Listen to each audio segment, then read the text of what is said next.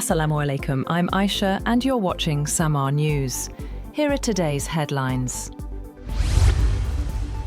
US President Donald Trump has abruptly stepped back from threats to impose tariffs as leverage to seize Greenland, ruled out the use of force, and suggested a deal was in sight to end a dispute over the Danish territory.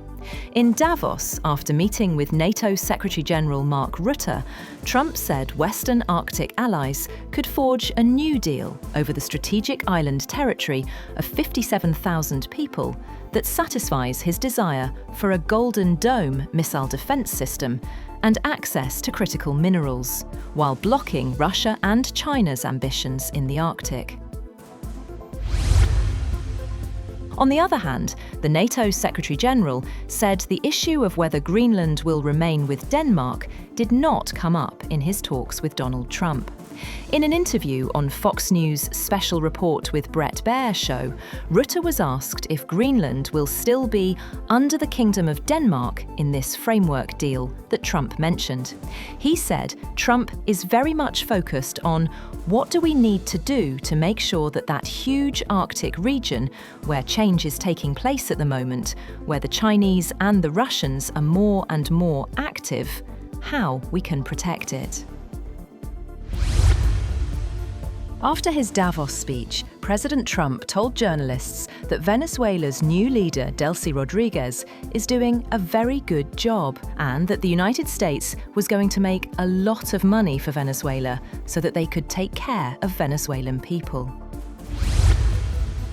Meanwhile, President Trump has warned Iran of massive retaliation if he is assassinated, saying the country would be blown up in response.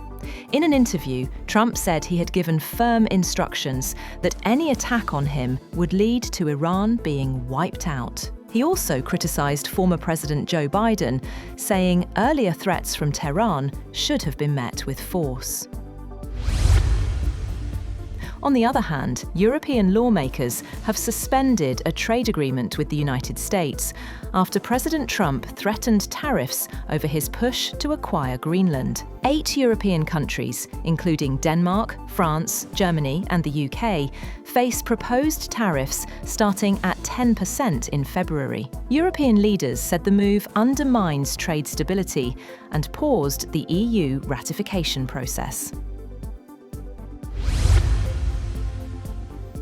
Spain, on the other hand, is urging the EU to move towards creating a joint army for the bloc as a deterrence measure.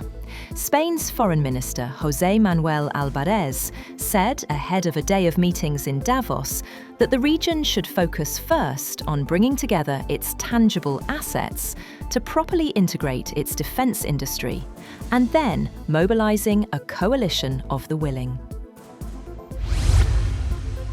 Israeli occupation forces have killed at least 11 Palestinians in Gaza, including 2 boys and 3 journalists. Health officials said a vehicle carrying journalists in central Gaza were targeted in an airstrike. Separately, Israeli tank shelling east of Deir al-Balah killed 3 people, including a 10-year-old boy. 2 others, a 13-year-old boy and a woman, were killed in separate shooting incidents in Khan Yunis. Meanwhile, the US military says it has transferred 150 Islamic State detainees from a facility in Hasakah, Syria, to a secure location in Iraq. The move comes after the collapse of Kurdish-led forces in northeast Syria, raising concerns over prison security.